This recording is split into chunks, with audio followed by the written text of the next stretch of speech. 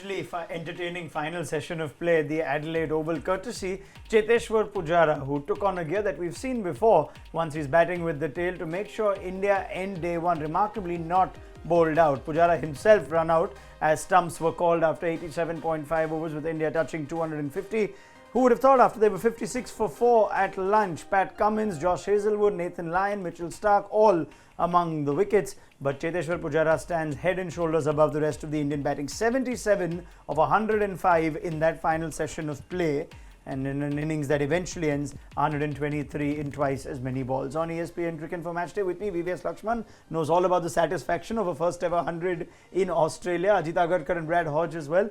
That is a special Cheteshwar Pujara innings if there ever was. And one of his favourite innings, if I may say, because the conditions were not as tough as probably what he must have faced before in his career, but the situation was very tough, and that's what you expect from an experienced player like Pujara.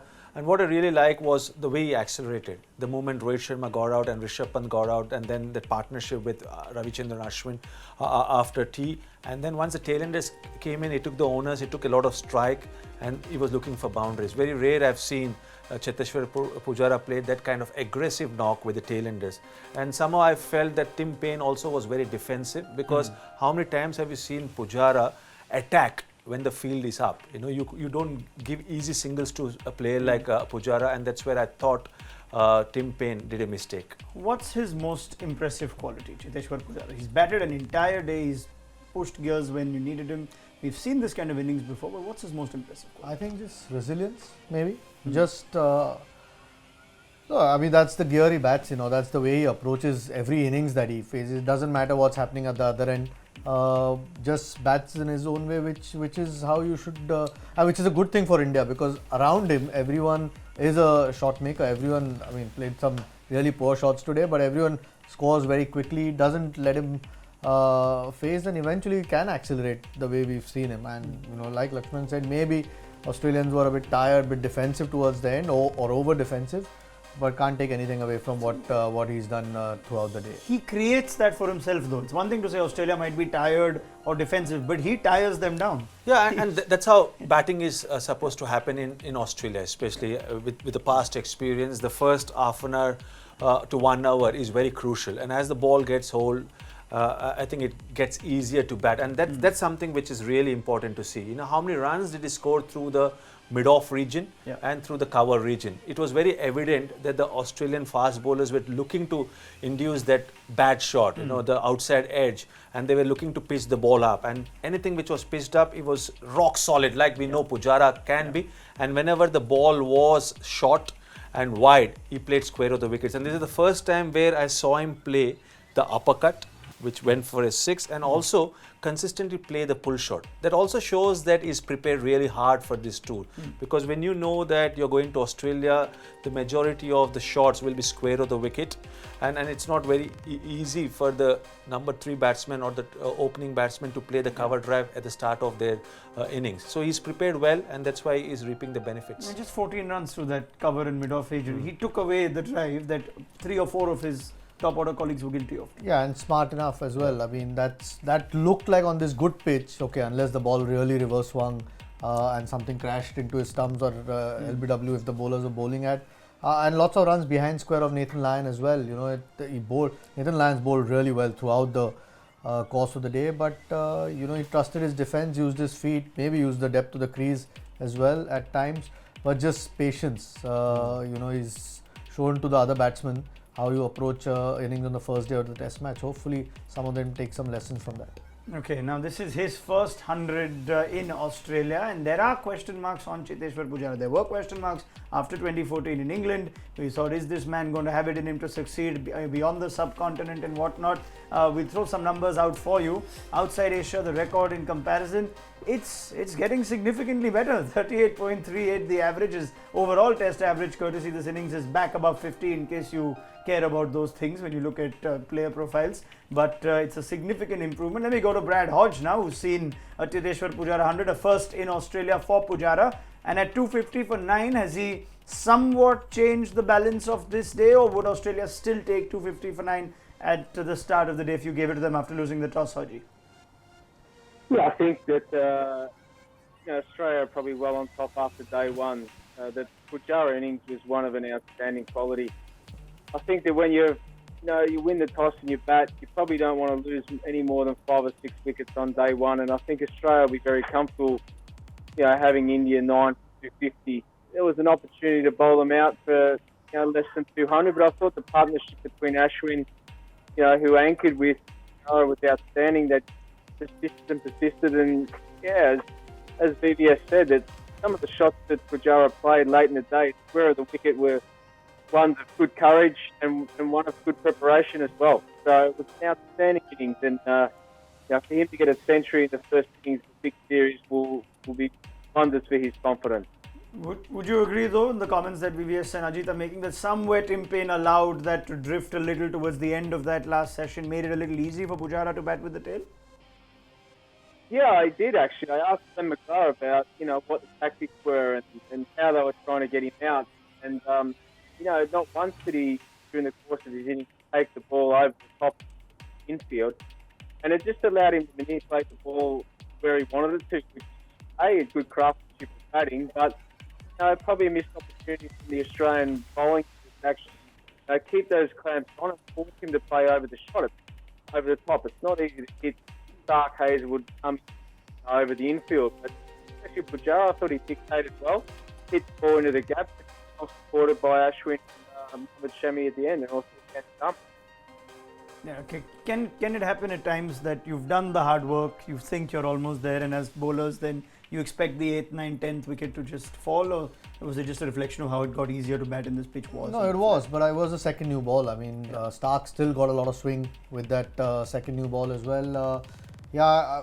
Some things you couldn't understand because like Brad said, you didn't know where they were trying to get him out.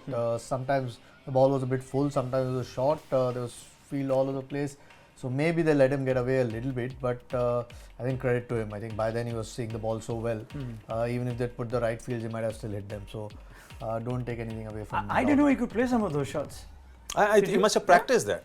And that's all just practice, right? It boils down to practice. It boils down to preparation, and someone like Pujara, right from the first day I saw him, he was very astute as far as his practice is concerned. And I think that's the reason why his performances, we saw the graphic where, 2014 to 16, he was very one-dimensional, planting his front foot forward, didn't have a back foot play. Now he's realized that if he has to be successful overseas, he has to increase the repertoire of strokes, and that's something which we saw in England. We saw again in today's batting display. How many times will you see Pujara on the back foot playing square of the wicket? I've never ever seen that before.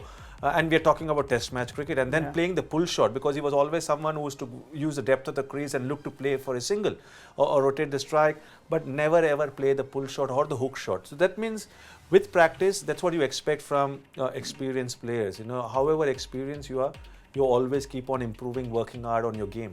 What it also told us is how good the pitch is. Yes. It's probably a lesson for India to be a lot more disciplined. As soon as Australia were not as disciplined as they have been through most of the day, there was runs for the taking. And there's a time you thought that Ashwin partnership with Pujara was so easy, you didn't know where the wicket was coming from. The Pat Cummins. Again, you showed the value of good lengths, a bit more patience, got one right. So it's a really good pitch, and like we've been saying all day, once you get that ball older, from say 20 overs to that till the second new ball comes, batting is good fun on that pitch. Just last word on Pujara from you, Hodge. You've done your fair share of coaching. Now, if VVS says he's practiced this shot, might be hard for a player who only plays the longer formats. He doesn't quite have white ball cricket or 20-20 cricket at his disposal to try and work on shots like this, uppercuts and whatnot to world-class fast bowlers.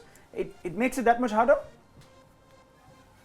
Well, I think it does make it difficult, for sure. I mean, the modern day cricketer where they move from T20 to one-day cricket, test match cricket, we probably expect give them a little bit of latitude, I suppose.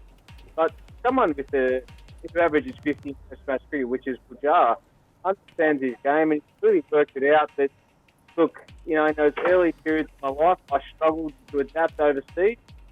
And I think maybe the dialogue with him, senior players, and now that he's become a senior player, he can talk to the likes of Murali Vijay, talk to Virat, and, explain to him or ask the legends of the game, how were you guys successful when you went to Australia? And they will clearly say, as Vic just said, that you have to be able to play off the back foot. and he's displayed that with perfection today. And he's just able to adapt his game to Test match cricket, hone his game as number 3 for India without any concept of white ball cricket. He's done a fantastic job for his country.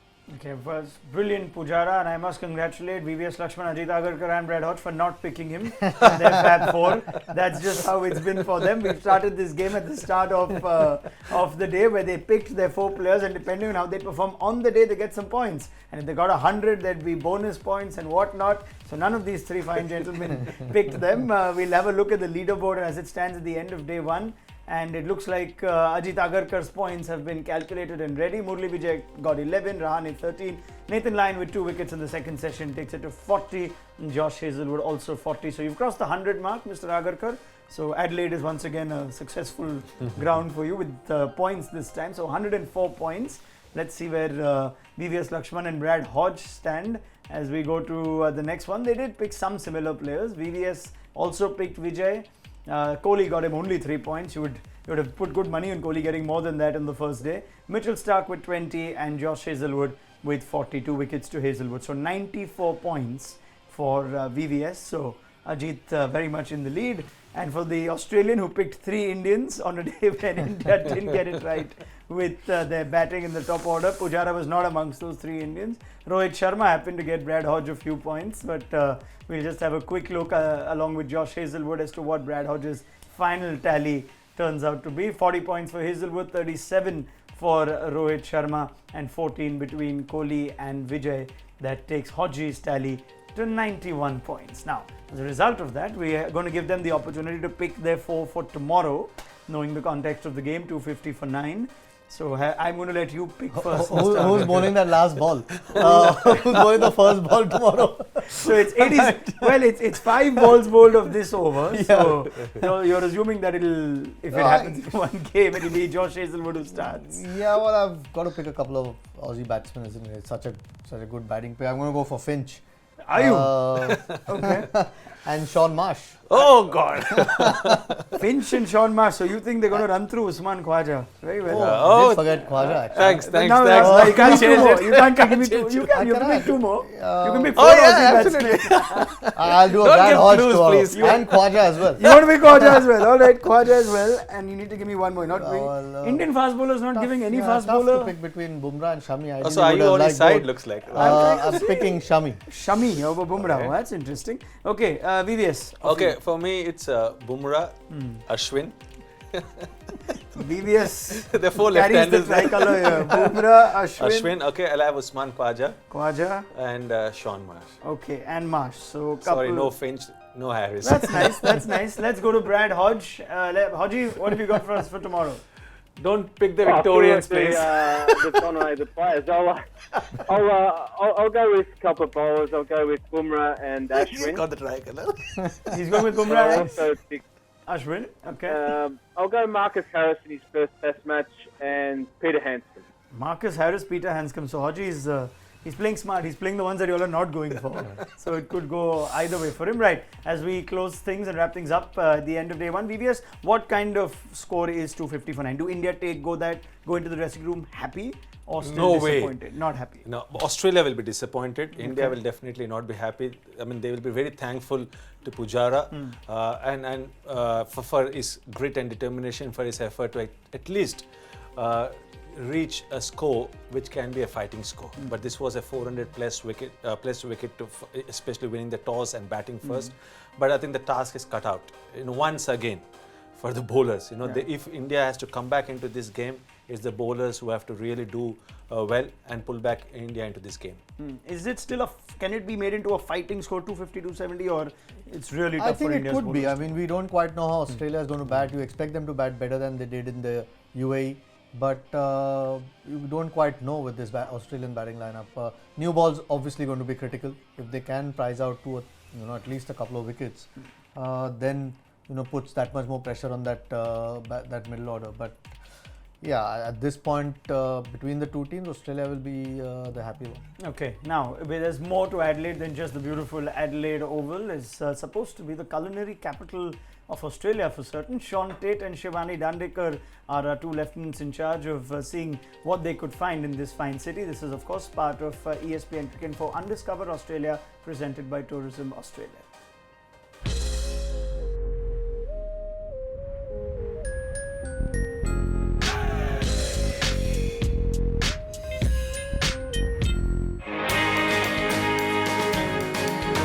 This morning I'm meeting Mark Gleeson and Sean Tate at the Adelaide Central Market, which is the mecca for food here in Australia. It's been here for about 150 years. We've got 100 artisan food stalls and it's all family operated. I cannot wait to have breakfast here. Let's go meet the lads.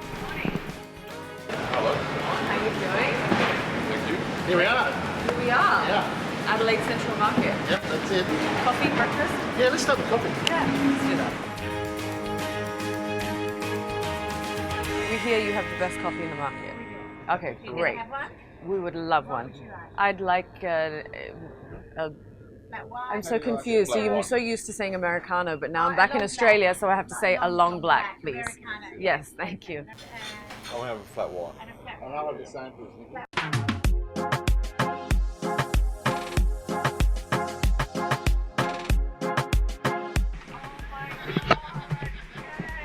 This takes me back to my childhood. I think the last time I had one of these was when I was 13. I used to eat them in school, and it's basically Cocoa Pops with lots of Belgian chocolate.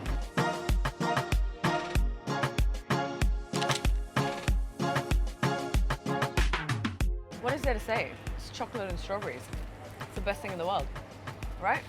It is. Best breakfast in the world.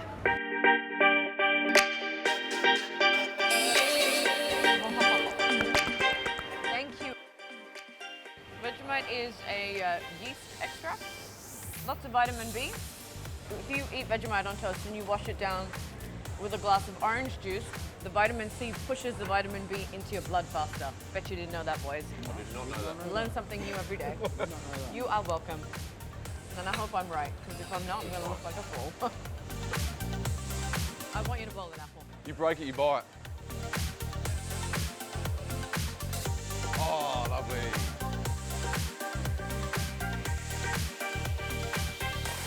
I've never had kangaroo in my life. You're about to. I'm going to get a small piece. It's good. It's like pastrami. It's fine. Oh, yum. Good.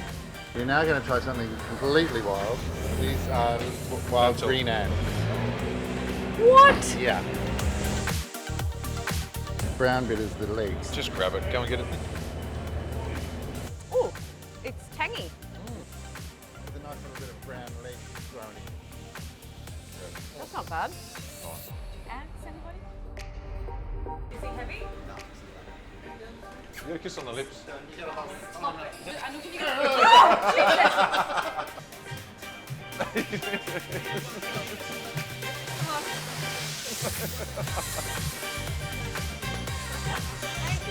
Mark, thank you very much.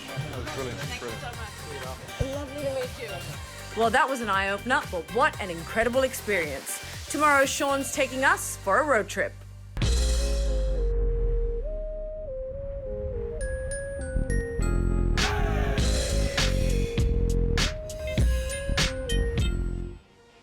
You could not get Sean Tate to move, no matter what you tried, and you couldn't get him to talk either. He was enjoying everything that Shivani had put out on the table for him. Brad Hodge, Adelaide, the culinary capital of Australia? I'm not sure about that. I would have thought that Melbourne's the culinary capital of Australia, but I know I that guess it's known here for you've joined spicy. Shivani across Melbourne, and there are some steps, some dance steps that she's subjected you to, which I need a rather strict explanation of when we actually see it. So we'll get to that when we see it. But you can catch more of ESPN Cricinfo Undiscovered Australia on the site. Let's take a couple of questions that you've sent in for the panel before we wrap things up with the boys on day one of this Adelaide test. This one comes from Jiten Chandrana on our Facebook Live matchday feed. Will Ashwin be as effective as Lyon on this track? Lyon consistently troubled the batsman with the bounce he generated. Right, who wants to take this? Ajit? India would be hoping he is. I mean, there's no reason why he can't be. I mean, with the kind of experience that he has, he just mentioned somewhere recently that Kookaburra is his favourite ball as well. So, India would desperately want him. India's playing a 4-man attack as well. I think if he bowls as well as Lyon, then he will trouble the Aussie batsmen. We did see some turn, even on day one. We saw Lyon get some turn, didn't we? Yeah, also the reason for that is the number of reps Lyon Overspin extracts. as well, Overspin he extracts on the ball, and that's something which Ashwin has to do because he has to be patient at the same time because it's hot. Today it was 39 to 40 degrees. So India have to rely on the fast bowlers to pick up wickets, but with 4 left-handers in their top 6, I think Ashwin, you expect him to get wickets and at the same time control the run flow. Okay, we've got one more question. Let's pick that for Brad Hodge and VVS Laxman and Ajit Agarkar. Keep sending your questions in as you use the hashtag matchday. You can put it on our live Facebook feed. Why was Vihari not picked ahead of Rahul? And what about shot selection? Don't you think India needs a sports psychologist while travelling abroad? Tarun Chhabra saying that because it's about mental strength and whatnot, they might need a sports psychologist to travel with them. I think it's not a bad idea because with the high pressure every player goes through, the expectation they have from themselves and the entire fans have on them. I think having a sports psychologist, having a mental conditioner will definitely help. It definitely helped me. When someone like Paddy Apton was traveling, I know Sandy Gordon worked with us in 2003-04 series, but ultimately it boils down to you. Because when you're out there in the middle, when you're playing international sport, when you're representing your country, you're expected to be mentally tough. But as far as KL Rahul is concerned, I'm just worried for him because at the moment he's not sure of his game. He's still very, very low in confidence because you don't expect that from a quality player like KL Rahul to play in that fashion, keeping in mind that he didn't have a great England series. Yes, he got 100 in the last test match, but also he didn't score well against West Indies. You expect him to be mentally ready come the first session of the test series because this is an important test series. The responsibility is on the openers and you expect the discipline which Pujara showed throughout the innings from KL Rahul. So he'll be really disappointed, not just by getting out, but the shot he played to get out. And that's something which I'm hoping that he will come out. As far as Vihari is concerned, Vihari is a middle order batsman, where KL Rahul is an opening batsman. I don't want Vihari to open for Team India. I want him to stick to middle order. Okay, we won't put it past some surprises this team might offer, but no, we'll stick to just the positions that they've been picked for. Just before we wrap things up, one fun thing that I will do with VVS, Ajit and Brad is we're getting a lot of questions on which was actually the worst shot played. Today, what was the worst shot played in the time? So I'm going to ask you to rate who gave it away the cheapest or the worst. Now you got Vijay, Rahul, Kohli, Rahane, Rohit, all frustratingly giving it away. Can you pick one ahead of the other? I mean, how can you rate terrible shots? It's hard. I mean, they were all bad shots in the circumstances, but I think the most disappointing. Well, I'm sure all of them are disappointed with the shots that they played, but I think for me, Rohit Sharma, after getting to 30 odd, looking comfortable, the ball was a bit older. I think he'd be the most disappointed. Someone who's been picked ahead of a guy who got 50 in the last innings that he's played, Vihari. Because the team's trusted his ability to play in Australia, got a good start. He'll be very disappointed throw it away the way he did. Yes? Yeah, same. I agree with Ajit, for 2 reasons. One is making a comeback into the test team, and he had a fantastic opportunity. He got a start. He hit a couple of beautiful sixes off the fast bowler. He almost got out the previous delivery. You don't expect an experienced international player like Rohit Sharma to repeat the mistake the following delivery. So he'll be really disappointed because the stage was set for him to get 100. And imagine Rohit getting a big score, Pujara getting 100, India would have been close to 300, which is a remarkable comeback. So he'll be really disappointed with that shot he played. Okay, Brad, I wonder if you're going harder on some of the top order batsmen with the way they got out. Are you picking the most awful shot or awful dismissal of today? I think for me the worst shot that was played today was Rishabh Pant trying to hit Patrick Cummins from Adelaide. That's a good one actually. He didn't get out though. I think just the point of the stage of the game, it just came out of nowhere and just wasn't warranted. And just such a radical shot for Test match cricket. Oh God! Look at you guys going after Rishabh Pant and Rohit we- Sharma on his comeback. Go after the top order. But okay, I'll Yeah, leave like it. I said, I mean, Leave it there. they'd all be disappointed. Youth The first selection. 5 guys Yeah. in particular will be very disappointed with the shots they've played. Very well, and I think there's genuinely more disappointed VVS, Ajit and Brad because they had these guys in their Fab 4 and they didn't get them to as many runs as they would have liked. Let's have a quick look at that leaderboard. This is a game that we're going to play through the course of this Australia-India Test series on ESPN Cricinfo Match Day, where they pick their Fab 4 and depending on how the 4 play on the day across teams, they will get some extra points. Now, I'm not sure who the VVS scorer is. Laxman What, has he got gets bonus? bonus Travelling points. from Yes. Hyderabad, is it? No. VVS has got bonus points for Mitchell Stark, I believe, who has picked up what? Has he got 3 today? Two wickets, and you get bonus points for the best strike rate of the day. So that's Thank you. That's it. Age before beauty. Yeah. So well done, VVS takes the honours on day 1. If you want to know the rules again, we'll put it out for you for Ajit Agarkar also to watch. Each run by the player gets you a point. 50 runs to 10 bonus points. 100 gets you 20.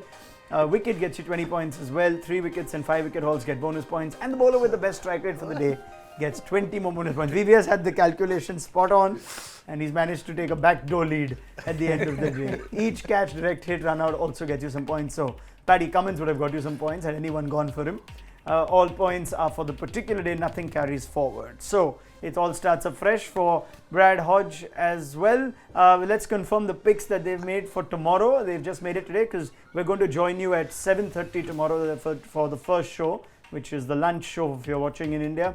Mohammad Shami, Aaron Finch, Usman Khwaja, Sean Marsh. So 3 batters and just 1 Indian fast bowler for Ajit Agarkar. You sure about that, right? I mean, you can't change it now, but Yeah, you know the new rule about the strike rate. Mohammad Shami better get the best strike rate of the Might day. get a otherwise- 6 for tomorrow. Yeah. That'll do it.